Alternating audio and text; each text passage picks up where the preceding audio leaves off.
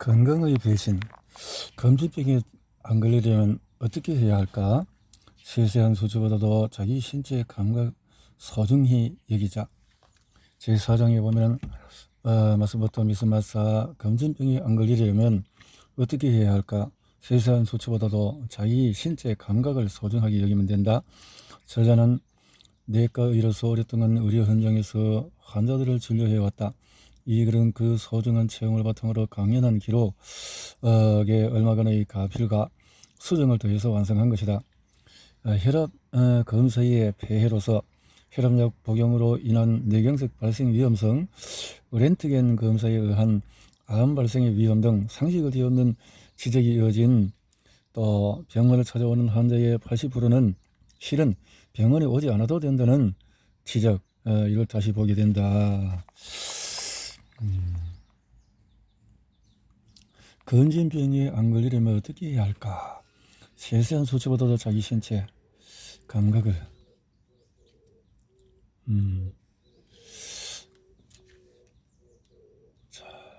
저자는 방사선과에 근무하는 유방암 치료 전문가다. 잘 알려진 바와 같이 그에 져서 암과 싸우지 마라. 그 센세이션을 불러일으켰다. 거기서 그는 불필요한 외과 수술이 많이 행해지고 있다는 것, 암 건진으로 암을 발견해도 진짜 암이라면 재빨리 온 몸으로 전이 되어서 치료가 곤란하기 때문에 암의 발견은 무의미하다는 것이다. 효과가 있는 것처럼 보이는 것은 진짜 암이 아니라 암에 비슷한 것이 지나지 않는다는 것을 주장했기 때문이다. 제2장에서 하마로크로 충치 예방용 불소는 왜 위험한가? 이 글은 문제의 중요성에도 불구하고 거의 알려져 있지 않은 사태의 심각을 의학 연구자의 입장에서 다뤄달라고 부탁했던 글이다.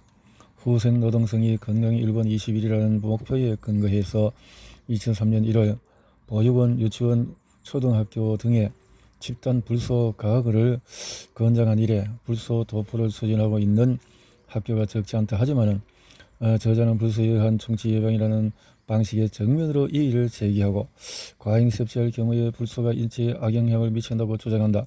미국에서의 일부 지역에서 수도에 불소를 섞어 넣는데 그런 지역에서도 공교롭게도 암 발생이 높아진다는 것을 공식으로 이야기하고 있다.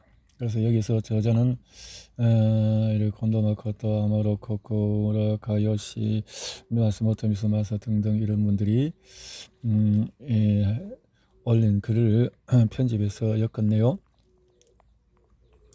마시는 히알루론산의 효과, 그러나 그런 점을 다 고려하면서 말하건대 우리 현실에는 아까 이야기한 할머니나 나 같은 생활인의 감각과는 너무나 어긋나는 부분이 존재한다. 의료 과잉의 폐해 또는 생활 세계의 의료화라는 문제가 바로 그것이다. 이를테면 텔레비전 광고에 자주 나오는 히알루론산의 계통의 건강 원인은 고령자가 고마워하면서 마시곤 하는 것인데 뭐 의사로부터 또 이런 것들도 또 지적을 하는 게 있네요. 그냥 그것만 끝없이 추구하는 건강을 누구를 위한 것인가? 건강에 대한 불안을 떨쳐버리려고 온갖 건강검진에 해대는 것이 요 근래 우리나라에서 아예 하나의 문화로 자리 잡은 듯하다. 하지만 그 사이에 우리 몸은 매해에 방사선에 노출되고 우리는 콜레스테롤 수치 하나하나에 지나친 스트레스를 받는다. 이 책은 그런 우리에게 조금은 긴장을 낮추고 걱정을 줄여도 된다며 그 검사의 이면에 숨겨진 쟁점들을 알려준다. 우리가 휩쓸리며 뭔가 의심쩍어 하고 있다면 바로 이 책이 그 의문을 풀어줄 것이다. 송연희 의료 다큐 영화의 저자인데 혈압 기준치가 점점 내려가고 있다. 대사 증후군 건강 진단은 의료의 내막을 약간 엿볼 수 있는 체험이었다. 이 계기를 통해서 의료 세계에 대한 의심이 들어서 몇몇 사항에 대해서 얘기를 모아보았다. 예를 들어서 직장에서 하는 정기검진 검사에서 이상이 발견되는 비율을 살펴보니 근래 몇 년 동안에 높아지고 있었다. 정기검진 검사를 받는 이들의 권유를 받는 휴먼 도구의 경우도 마찬가지다. 흔히들 스트레스가 늘어난 환경 때문이라는 말을 하는데 더 본질적인 이유는 기준치의 변경이었다. 기준치. 우울 상태와 항정신약의 처방이라. 잘 살라는 사람이 계속 연간 3만 명이 넘겼다는 점이 일본 사회의 문제로 떠올렸다. 하루도 빠짐없이 100명이나 자살을 하고 있는 셈이다. 그런데 이 문제는 약인 남녀과 매우 관련이 높다. 자살 요인에는 정리해고나 도성 같은 사회적인 요인과 성격, 사고방식 같은 개인적인 요인이 있다. 개인적인 요인의 경우에 똑같이 불우한 처지에 놓이더라도 자살하는 사람과 오히려 역경을 딛고 성공하는 사람이 나뉜다.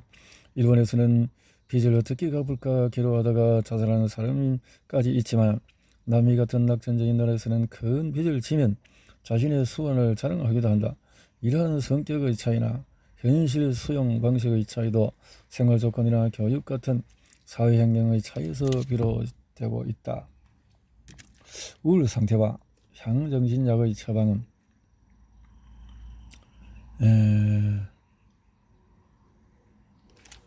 그래요. 건강검진을 중에서 가장 나쁜 것은 렌트겐이다. 렌트겐은 방사선이다. 히로시마 나가사키 피폭자처럼 상당히 해로운 물질을 신체에 쐬어는 일이다. 모두들 이 점을 모르고 있다. 건강검진 중에서 가장 나쁜 것이 바로 렌트겐. 건강검진뿐만 아니다. 일본만큼 렌트겐을 손쉽게 이용하는 나라는 없다. 예를 들어서 감기에 걸렸다는 이유만으로 금세 렌트겐을 찍는다. 다리가 약간 저리다고 하는데 찰컥찰컥 렌트겐을 찍어야 된다. 넘어졌다고 하면 어린애들한테도 그렇게 한다. 뼈를 강화시키는 약을 먹으면 뼈가 점점 약해진다. 골밀도 이야기를 해보자. 일본인은 뼈가 튼튼해서 골절 부상이 적은 민족이다. 그럼에도 골다공증 약을 내민다. 약을 먹는다고? 의사에는 대체로 세 종류가 있다고 생각한다. 첫 번째는 돈벌이 눈이 붉은 의사. 이런 사람을 렌트겐도 찍고 검사도 하고. 두 번째는 공부하는 의사다. 인간적으로 대단히 괜찮은 경우도 있지만 결핍하면 혈압약이나 콜레스테롤 약을 준다. 타미플루를 처방하는 이런 사람. 세 번째는 좋은 의사다. 인간적으로 훌륭하고 각종 정보에 대해서 이해도 뛰어나고 쓸데없는 약을 먹이지 않고 렌트겐 촬영을 하지 않는 의리는 의사다. 그러나 현실에서는 이런 의사는 찾아보기가 어렵다. 혈압약을 먹는 사람이 안 먹는 사람보다 뇌경색에 2배나 더 걸린다. 아침에 일어나면 혈압을 재고 목욕을 터도 혈압을 재고 잠들이 들기 전에도 혈압을 재는 사람이 있다. 대사증후군은 한마디로 바보 노름이다. 대사증후군은 한마디로 100% 바보 노름이다.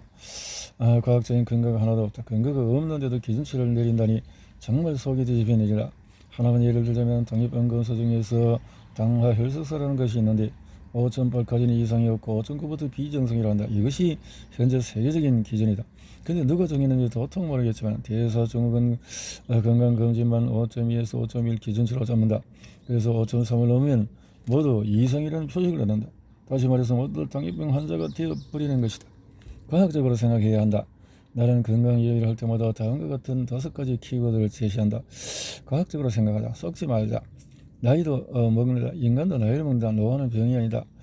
또 한목적으로 신체의 반응은 모두 목적이 있다. 자, 모르는 게 약이다. 알면 깜짝 놀라고 모르면 안심이다.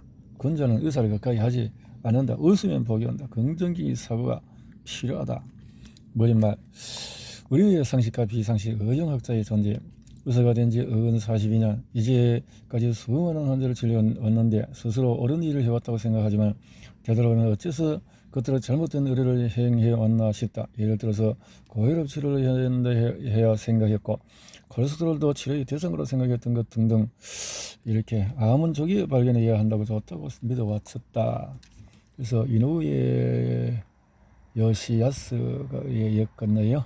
건강의 배신 이노우에 요시야스